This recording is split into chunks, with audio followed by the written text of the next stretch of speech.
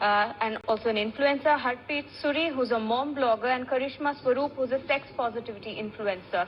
Now, like I said, these are some interesting fields that they have chosen, interesting type of content that they create. Let me open Suhani Shah firstly. Suhani, thank you for joining us, and happy Women's Day to you. Firstly, Suhani, if you can hear me, go ahead and tell me how you... Yes, Suhani, let me rope in Karishma Swaroop, who's also joining us, who's a sex positivity influencer. Thank you for joining us today, Karishma. Happy Women's Day to you. Now let's talk a little bit about what you do. Karishma, tell us about the kind of content you create and then the response that you get online. Yes, absolutely. Hi everyone, I'm Karishma and I run an Instagram page called Talk You Never Got, which literally tells you the talk you never got. So we talk about sexuality education, or in official terms, comprehensive sexuality education. When people hear that, they think sex ed, oh, we're teaching people how to have sex. We do not do that. I teach people how to have healthy relationships, how to have sexual relationships which are pleasure-centric, how to think about gender, sexuality, consent, healthy relationships. And so sex is so much more, in sexual health and sexual education is so much more than just telling people how to have sex. That's not what we do. As you can, the response online is quite varied. I think that sometimes I do get trolls, I do get people being offended by what I'm saying, because there's so much shame, there's so much stigma around sex.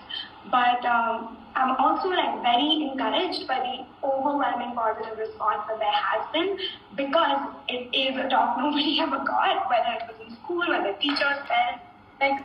If you were a young person who grew up in India, you probably didn't get any type of official education other than from another 13-year-old when you were 13 years old.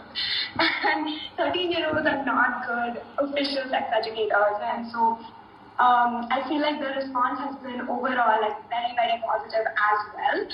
I think everyone expects a negative response, but I think I'm overwhelmed more by the positivity. Right, Karishma, and there might be a lot of women who, like you said, because this is such an issue, like a taboo issue that isn't spoken about, women in fact would be reaching out to you, when you post your polls, when you post your Ask Me Anything, they must be reaching out to you in terms of thanking you, because they have a lot of questions which are unanswered. Like you said, many of us in India haven't really gotten this talk. Yeah, absolutely. I get questions from everyone actually, regardless of gender. But I think the thing that stands out to me most is from women. I get more questions about pain, about feeling shame around wanting pleasure. And I think that we in our country have this rhetoric that boys will be boys and all men want one thing. But I think that there are also women out there and people of other genders who want to experience sexual pleasure, and they should have access, they have a right to access sexual health resources, information, as well as healthy relationships. Right, absolutely. Stay with us, Karishma. Let me rope in Harpreet Suri, who's a global mom. You did get some hate comments and body-shaming comments, but you dealt with them beautifully. Share with us your experience then, how you dealt with that, and also your thoughts on how women are then, like Suhani said, get a different type of hate, especially online. Yeah, absolutely. So I think something that I struggle with is that when I show up online, I'm trying to show up to communicate with people. Right. And I think that people are used to seeing women online to see fashion, beauty, travel, all those things, which are great fields, but it's just not what I'm trying to do, right? And so it comes as a surprise to me when people look at me and they want to only comment on my appearance. They're making comments about my skin, about my size, about my, random stuff, my clothes. And that's just, I think, the difference between being a woman in this space and in a culture where you are looked at and just looked at as an object, right? Right. And I think to those hate comments, I get hate comments constantly. I don't publicize them. I choose to make my Instagram as positive a space as possible. Because we have hate out there. We experience hate in our lives every single day. But I'm trying to, and then I realized, because I'm not sharing these comments, no one else who follows me knows what's going on. Right. I see immediately delete, block, don't even think about it again. Okay? Right. didn't want to give it mental energy. But then I got like these couple of body shaming comments about like particularly around like dancing deals that I was putting up. And I was like, wow, like have these people never seen a fat person dance before? So then I started to look it up and I noticed like actually the most trending audios and the most trending reels are people who are very conventionally attractive. And I'm someone who is like light-skinned, whatever. Like, you know, I fit the mold in some ways, but I also deviate from the mold in so many ways. I think that I dealt with that by firstly talking about it, because otherwise no one knows what's going on if I keep quiet about it.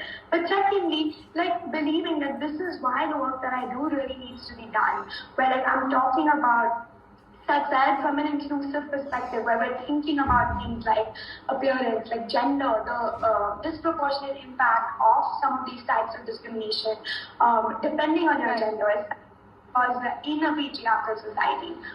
Right. Harpreet, now coming on that point, also another aspect, the fact that women need to get family support as well to start creating content. Now, that is, of course, we're trying to talk about the positives, but we also need to address that there are, what is the factor that's stopping women from creating content they're obviously good at, you know?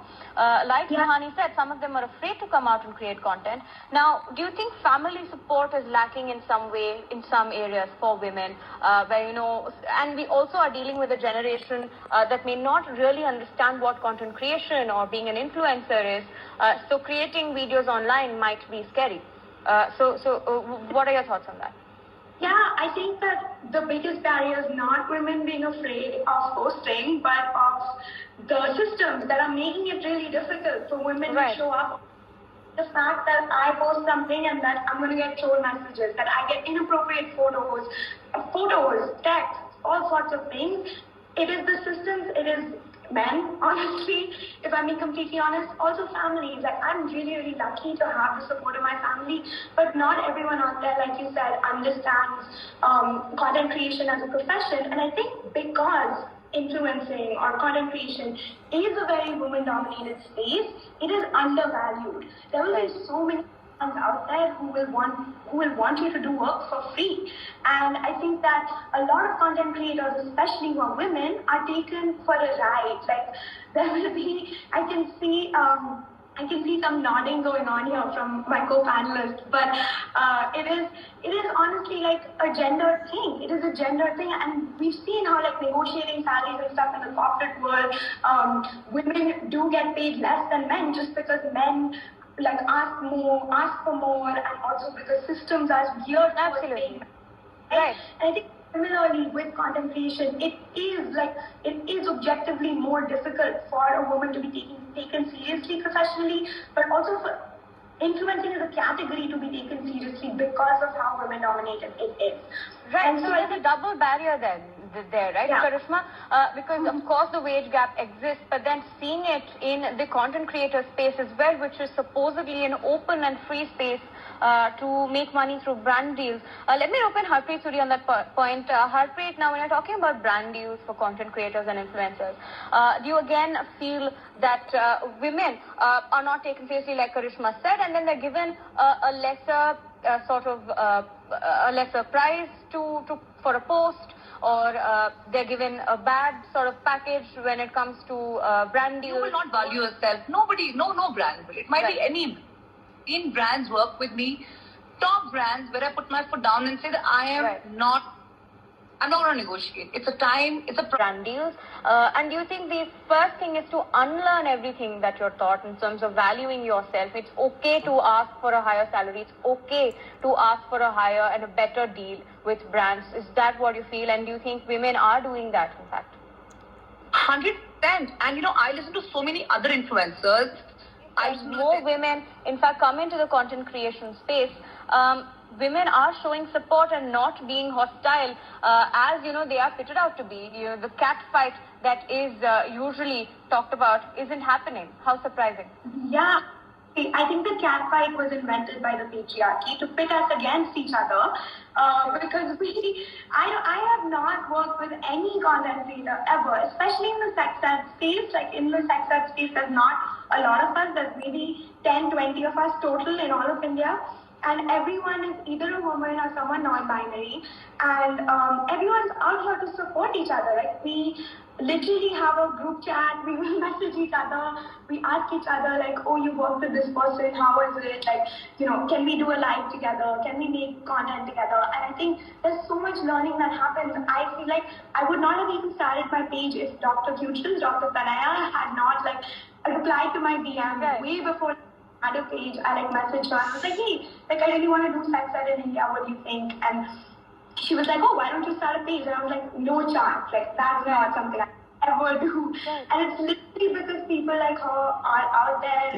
See what the being friends with each other and all of that. And I think also, to your point, what you said earlier about getting paid, I think that I feel remiss to not mention that it is still a very privileged space at the moment. The way that influencing looks, I think we are used to seeing only one type of skin color, body type, but also class and caste. I feel like we don't enough in our spaces when we talk about inclusivity, when we talk about feminism. We have to come at it with some level of intersectionality, because the way that these factors of getting paid, of getting jobs, of collaborating, of getting met with hostility, I think impacts people very differently when they hold multiple identities that are marginalized or discriminated against, right? Yeah. Right. Thank you so much for joining us, Karishma, Harpreet and Suhani, and having this wonderful conversation with us. And I hope that content creators, more women come into the content creating space and that content creators grow. All right, we have to take a short break. We'll be right back with more special shows for you this Women's Day. Thank you for watching this clip.